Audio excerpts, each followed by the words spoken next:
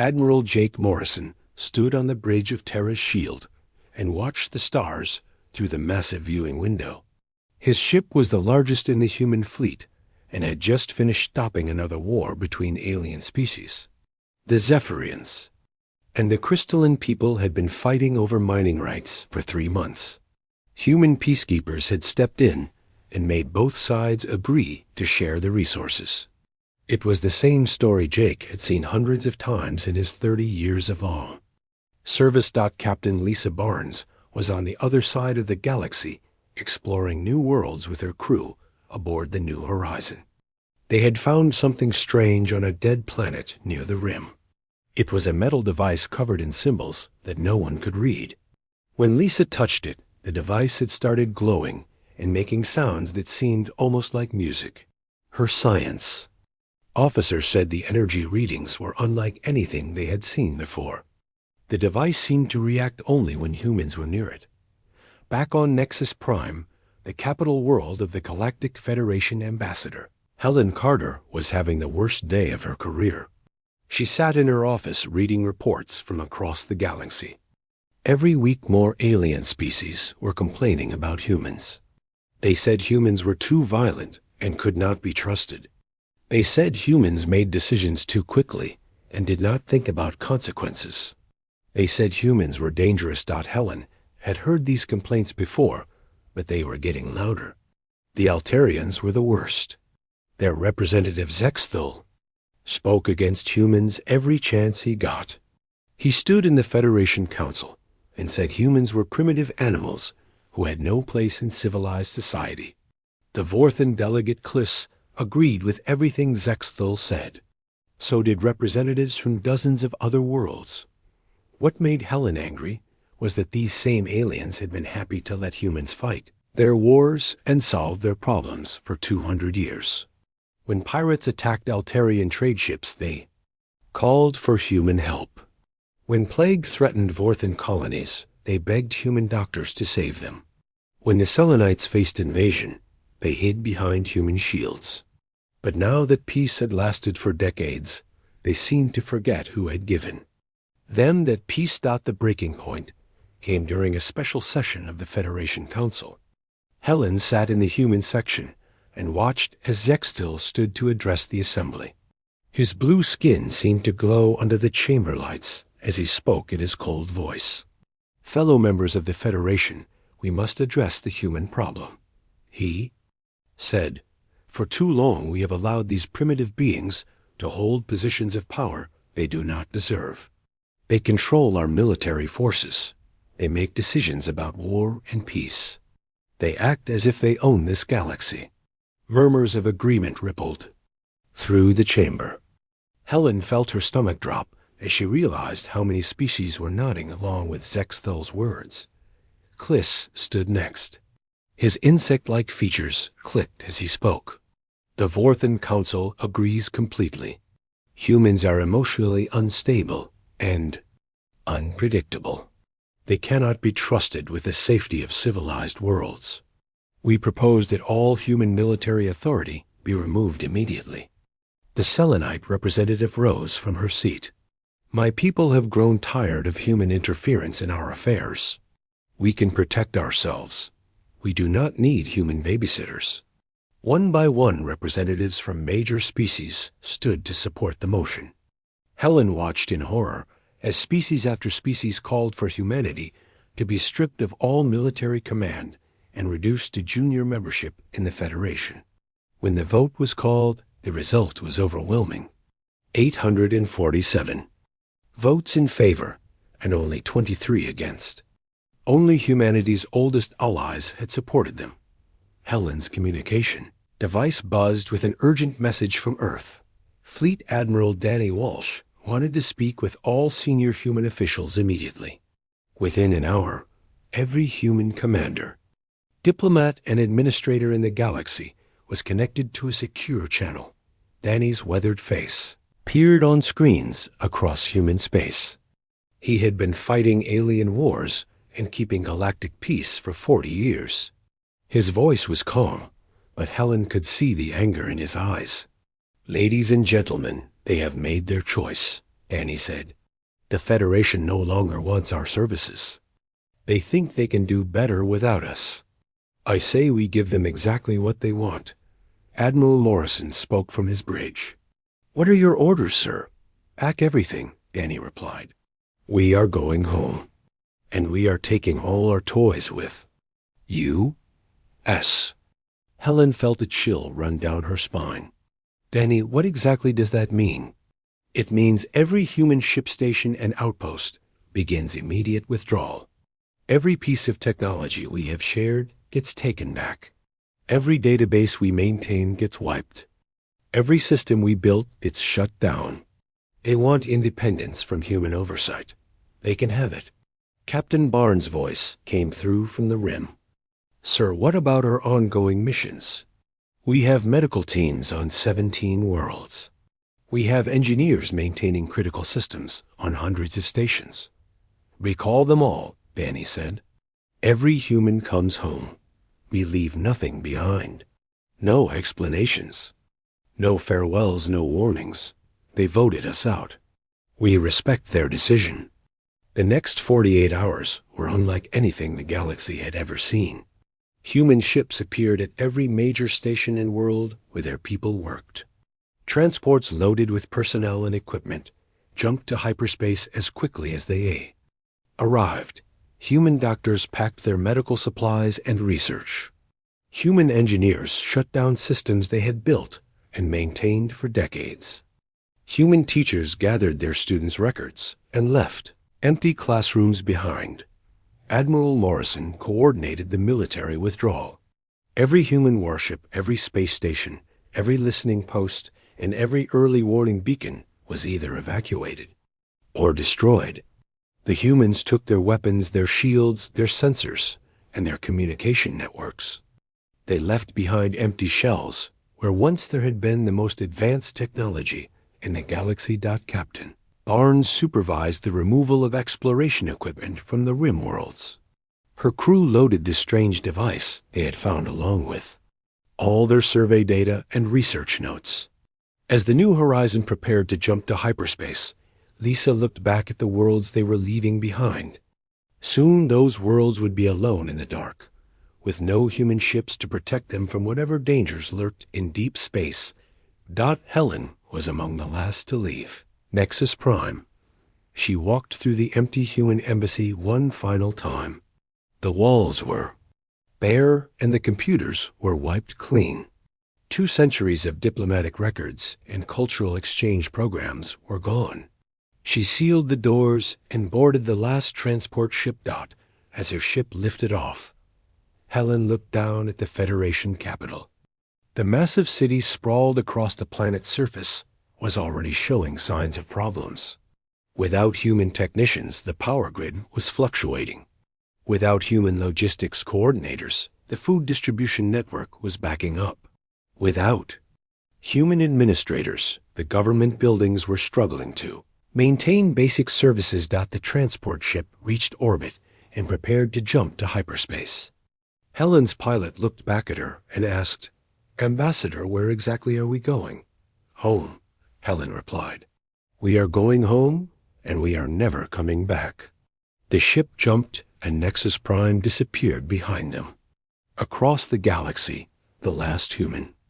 Vessels were making similar jumps. Within 72 hours, every human had vanished from Federation space.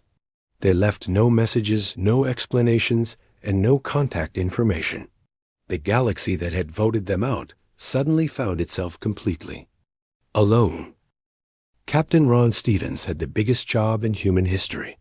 He was in charge of moving everything humans had built across the galaxy back to Earth space.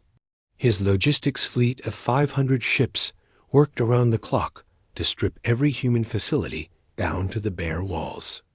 They took computers, medical equipment, manufacturing tools, and even the light fixtures. If humans had made it or installed it, then it was coming home. Dr. Amy Johnson led the medical evacuation teams. She had spent 15 years running hospitals on alien worlds and training alien doctors in human medical techniques. Now she was pulling her people out and taking all their equipment with them. The hardest part was destroying the research they could not carry. Amy watched as her team deleted files containing cures for 17 major diseases that killed millions of aliens every year. The aliens had always assumed these cures came from their own scientists. They never knew human researchers had developed them in secret. Engineer Pete Clark was shutting down the quantum communication network that connected 400 worlds instantly. The network had taken humans 50 years to build, and aliens had come to depend on it completely. Pete's teams carefully removed every relay station and communication hub. When they were finished, entire sectors of the galaxy would be cut off from each other. Messages that once traveled instantly would now take months or years to reach their destinations. Commander Kate Davis had the most sensitive job of all. She ran the Federation Intelligence Division, which was 78% human-staffed. Kate's people had spent decades gathering information about every threat in the galaxy. They knew where the pirates hid, where the slavers operated, and where the next wars were likely to start. Now Kate was deleting everything.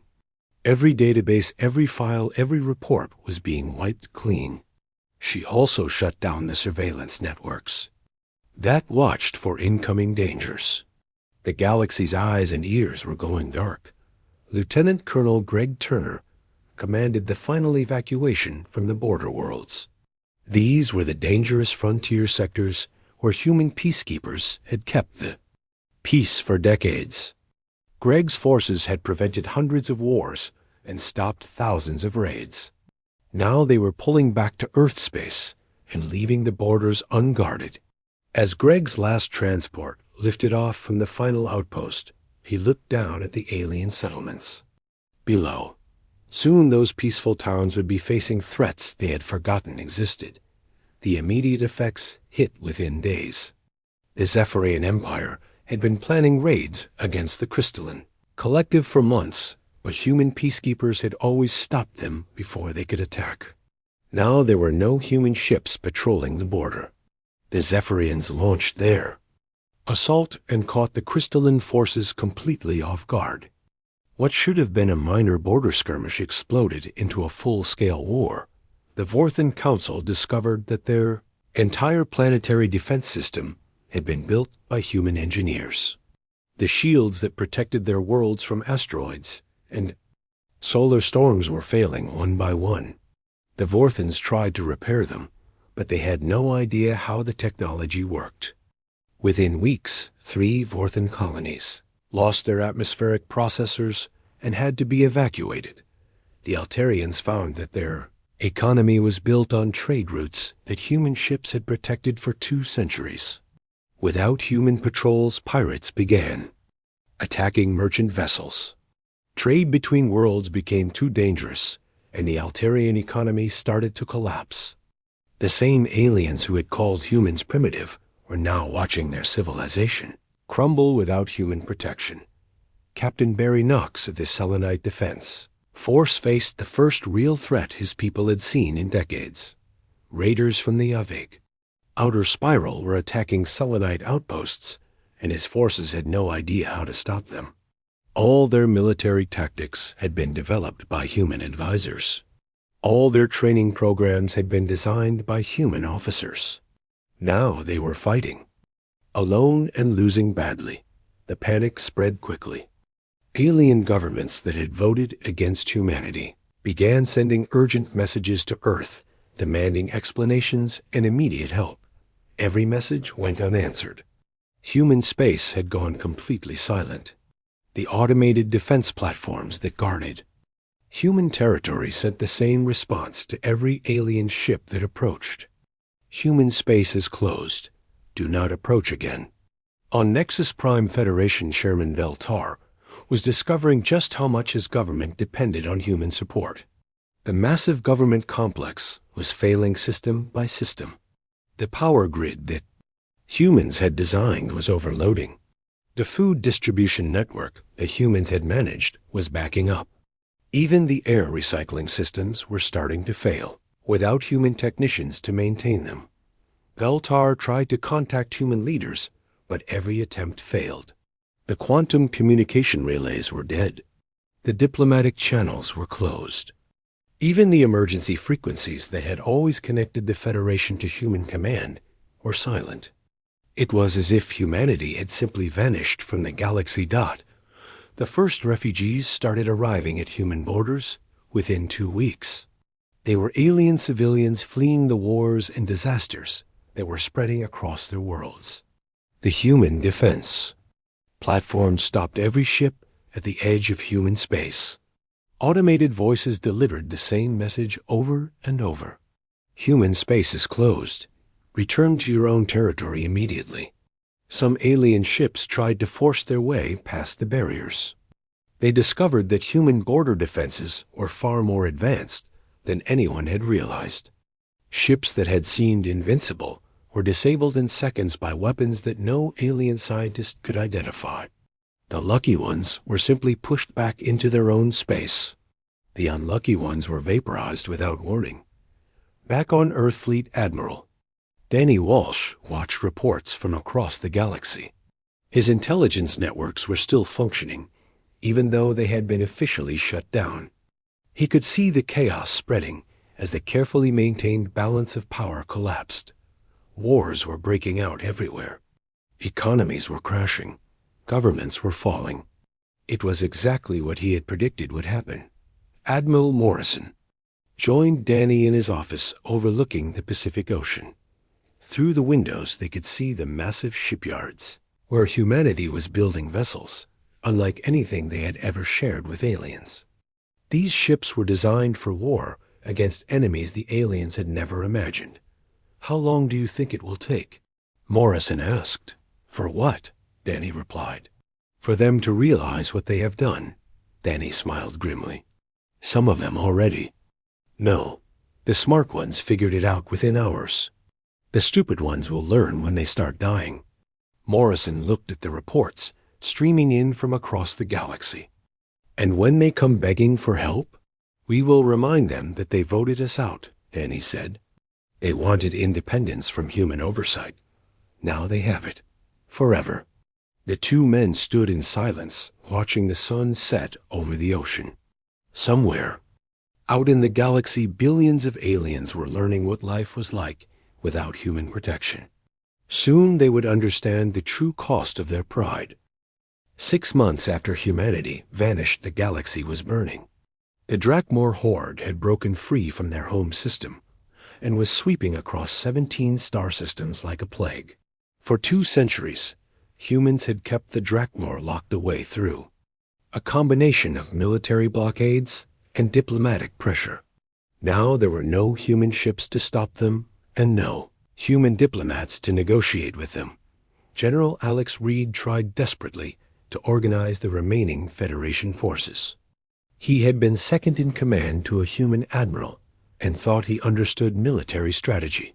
But without human coordination, the alien fleets could barely talk to each other, let alone fight together. The Zephyrians refused to take orders from crystalline commanders.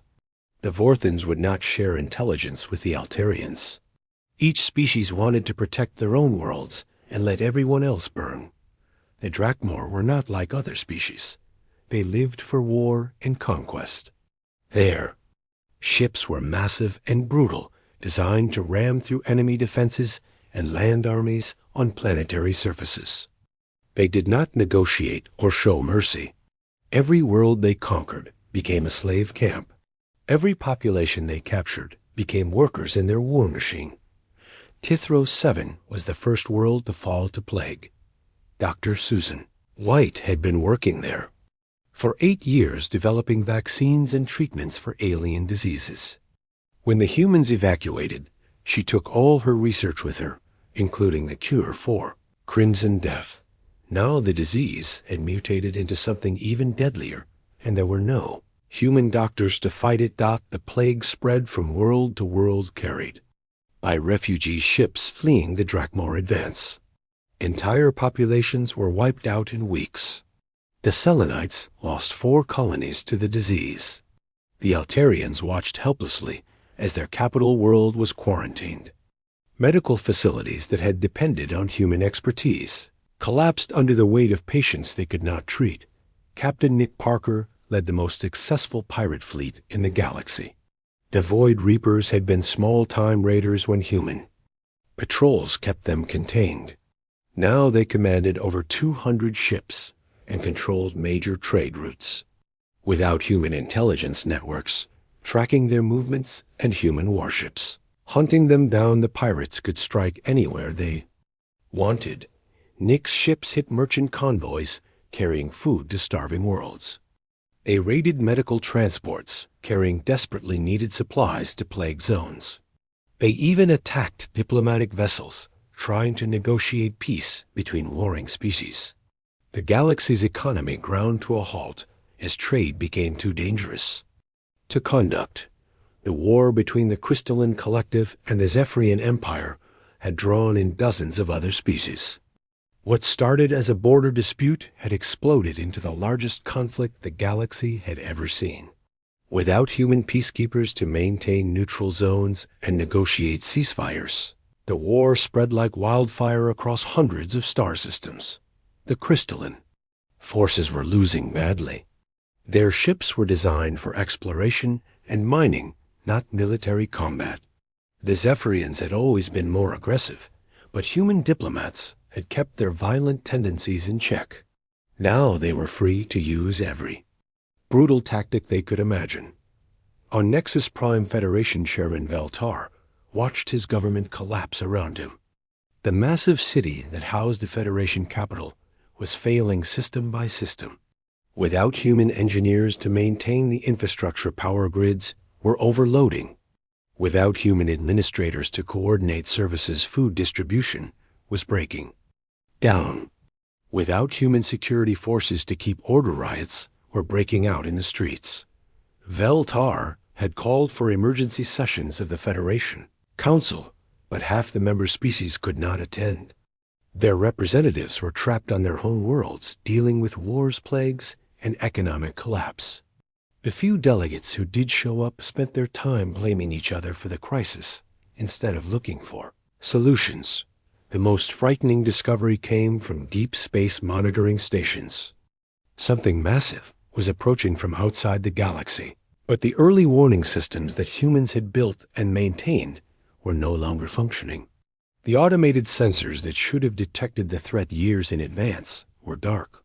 By the time alien scientists noticed the incoming objects, it might be too late to mount any defense. Dr. Betty Collins had been monitoring 17 different threats that could end galactic civilization. From her hidden research station, she had been working quietly to prevent disasters that most aliens never knew existed. Asteroid impacts, solar flares, supernovas, and cosmic radiation bursts were just a few of the dangers she watched for. When humanity evacuated, Betty took her equipment and data with her. Now those threats were building unchecked toward catastrophic events. The worst revelation came from archaeological teams studying the ruins of human facilities. They found evidence that the technology humans had shared with aliens was deliberately limited. The weapons humans used for peacekeeping were hundreds of years behind their actual capabilities. The medical treatments they provided were basic compared to what human doctors could really do. The starships they had built for alien use were crude copies of far more advanced human designs. Captain Linda Brown led a team investigating the Drakmor breakout. What she found in the ruins of the containment zone changed everything. Massive automated defense platforms had been hidden throughout the region. These machines were centuries beyond anything aliens had ever seen. They had been quietly containing the Drakmor for decades without anyone knowing they existed. When humans left, they had deactivated the platforms remotely. Similar discoveries were being made across the galaxy. Ancient artifacts that various species had found and studied for centuries were revealed to be human technology. The devices had been planted to guide alien development along peaceful paths. Religious sites that aliens considered sacred were actually human research stations monitoring their progress. The species that had voted against humanity were beginning to understand what they had done. They had not been living in an independent civilization. They had been living in a carefully managed preserve with humans as the invisible caretakers.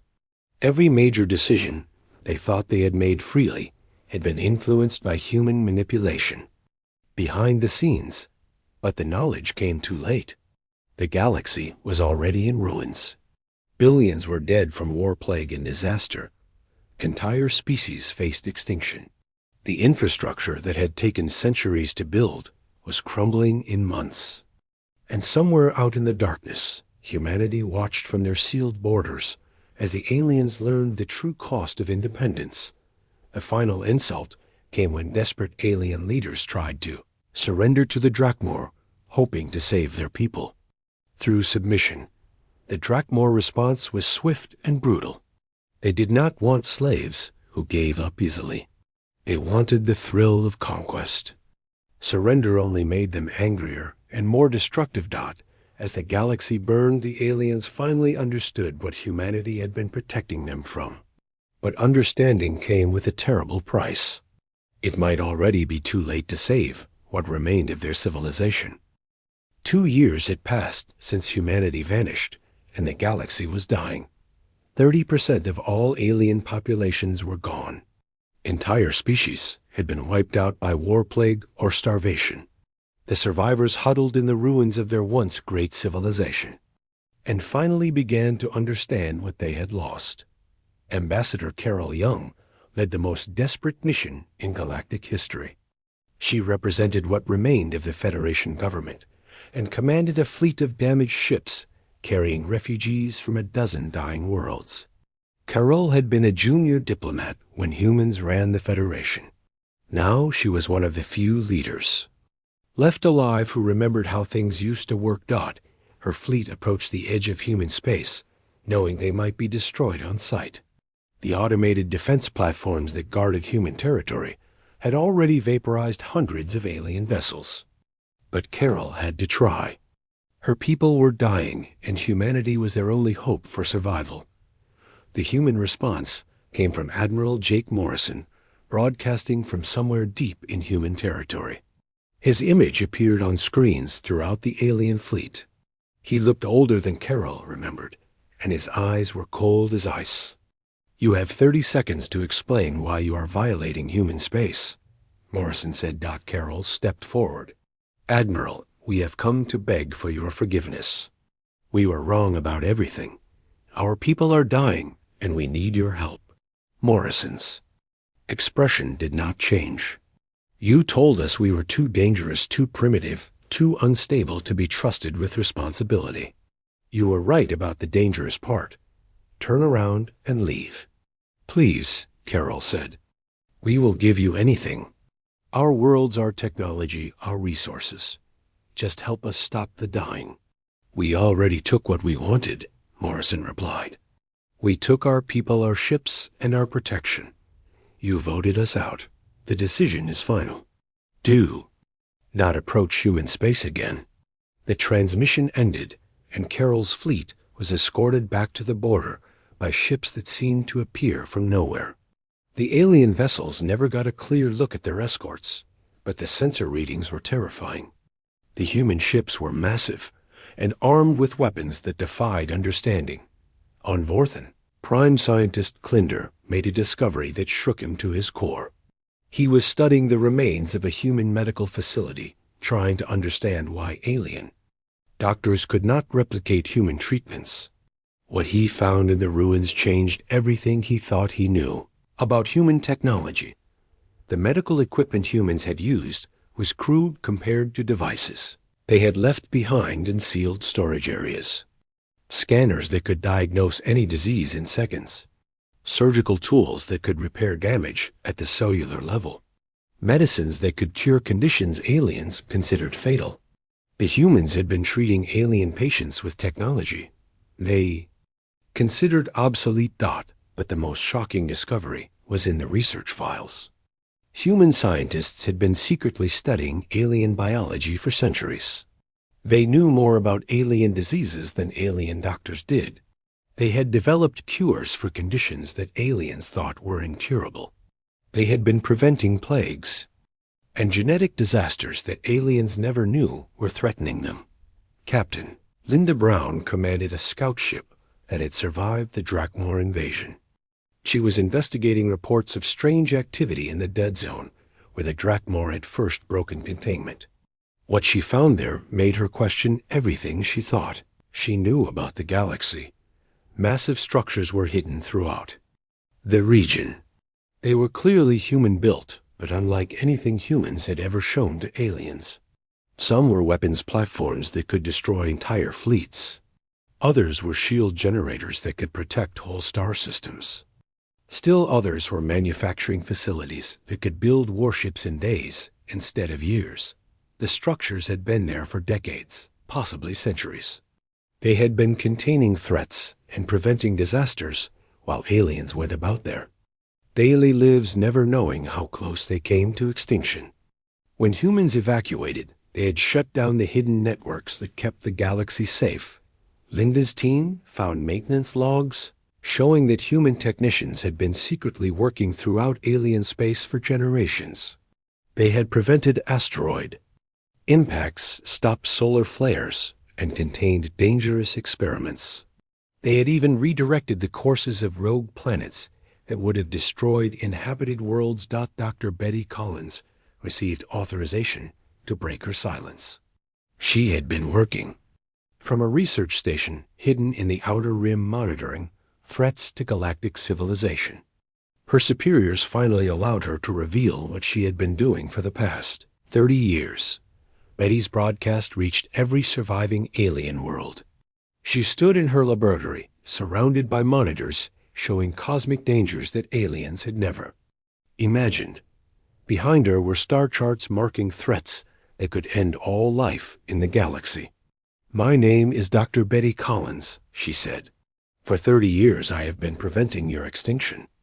Every major asteroid that should have hit your worlds has been diverted. Every solar storm that should have fried your planets has been absorbed by human shield networks. Every plague that should have wiped out your species has been contained by human medical intervention." The broadcast showed footage of human ships secretly destroying incoming comets. It revealed hidden facilities that had been cleaning radiation from alien star systems. It documented human teams that had been preventing volcanic disasters and stabilizing unstable planets. "You asked us to leave," Betty continued, "so we took our protection with us. The 17 extinction-level events I was monitoring are now proceeding unchecked.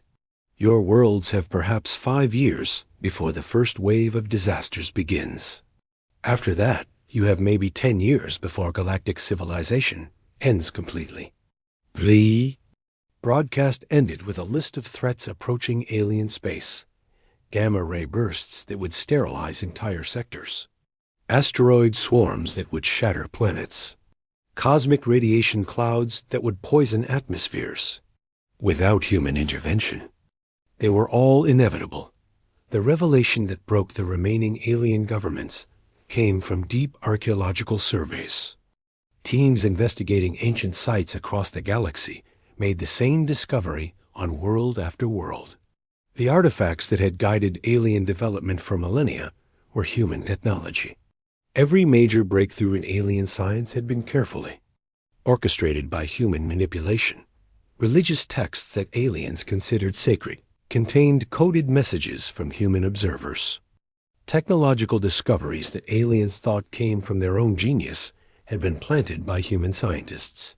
Even the formation of the Federation itself had been guided by human agents working behind the scenes. The aliens realized they had never truly been independent. They had been living in a carefully managed preserve with humanity as the invisible shepherds. Every choice they thought they made freely had been influenced by human guidance. Every disaster they had survived had been prevented by human intervention. But the knowledge came with a terrible price. The galaxy was already in ruins, and the worst was yet to come. Without human protection, the forces that could end all life were building toward an unstoppable crescendo. The aliens had demanded independence, and now they would face the universe alone. 5 years after humanity's departure, the galaxy had become a graveyard. What had once been a thriving civilization of thousands of species now consisted of scattered survivors fighting over scraps. The great cities were ruins. The trade routes were empty. The dream of galactic unity was dead. Fleet Admiral Danny Walsh finally broke humanity's silence with a broadcast that reached every corner of the galaxy. He spoke from Earth's orbital command center, with the blue planet rotating slowly behind him. His voice was calm, but his words carried the weight of absolute authority. "You wanted independence from human oversight," Danny said. "Congratulations, you have it. For 5 years, you have lived without human interference. This is what your independence looks like." The broadcast showed images from across the galaxy. Dead worlds stripped bare by the Drakmor horde, plague ships, drifting through space carrying the last survivors of extinct species. Burned out star systems where wars had raged until no one was left alive to fight. "You called us dangerous," Danny continued. "You are right. We are the most dangerous species in the galaxy.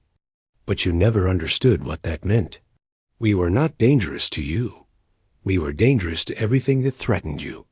The screen changed to show massive human shipyards floating in parallel dimensions. The vessels under construction dwarfed anything aliens had ever seen. Some were the size of moons. Others seemed to bend space around them.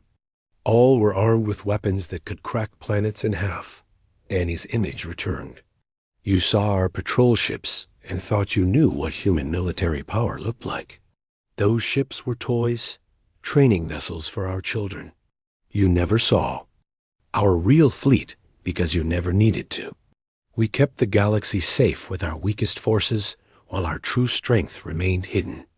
Captain Roy Martinez commanded one of the observation fleets that had been documenting the galaxy's collapse. His ships were invisible to alien sensors, but they recorded everything. Roy had watched entire civilizations die because of problems humans could have solved in hours. He had seen species that took millions of years to evolve it wiped out in days. The human broadcast continued with footage from Roy's ships. It showed the moments when alien worlds realized they were doomed. Politicians screaming at empty communication screens. Scientists desperately trying to solve problems they did not understand. Military commanders ordering attacks with weapons that had no chance of success. "We spent 2 centuries teaching you to be civilized," Danny said. "We prevented your wars, mediated your disputes, and protected you from threats you could not imagine. We did this quietly, hoping you would eventually learn to protect yourselves. Instead, you grew comfortable and entitled. You decided we were the problem." The most devastating revelation came next. Long-range sensors had detected the approach as something that made every known threat look insignificant. A massive fleet was coming from outside the galaxy. The ships were larger than space stations, and there were millions of them. They would arrive within 2 years, and nothing in the galaxy could stop them. Commander Sally Thompson ran Earth's Defense Coordination Center. She had been tracking the approaching threat for 50 years, using sensors that could see across dimensions. Sally's teams had been gradually strengthening galactic defenses to meet the invasion. Shield networks around every inhabited world. Weapon platforms hidden in asteroid fields. Trap systems that could destroy entire fleets. But when humanity evacuated, they had taken those defenses with them. The galaxy now stood naked before an enemy that conquered other galaxies for sport. Without human protection, the aliens would be extinct within months of first contact. "We call them the Devourers," Sally explained in her portion of the broadcast.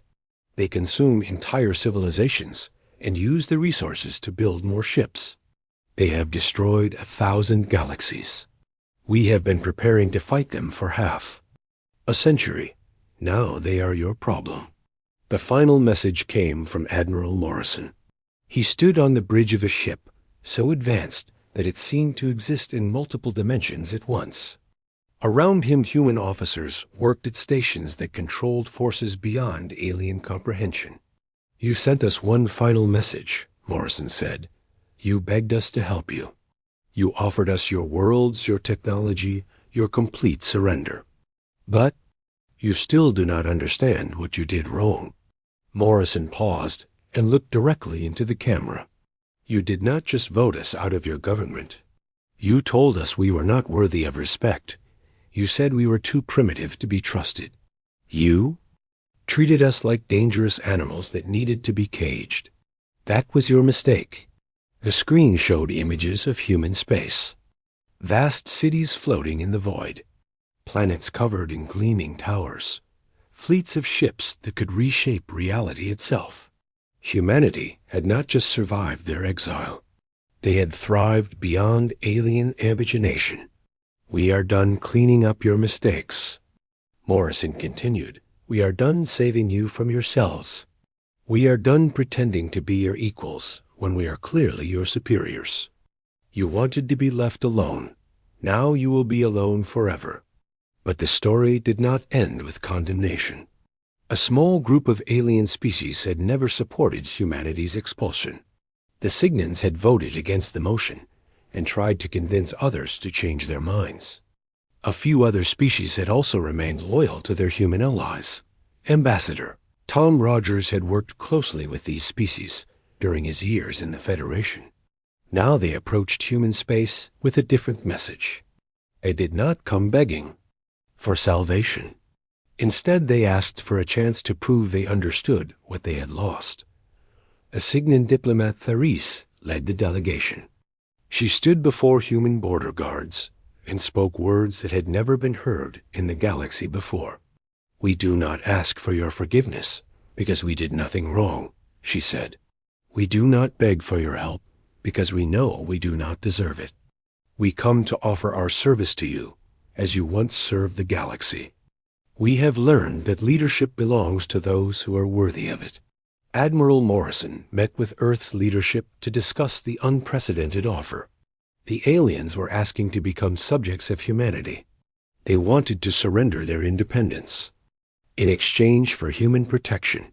It was the complete reversal of everything the Federation had represented.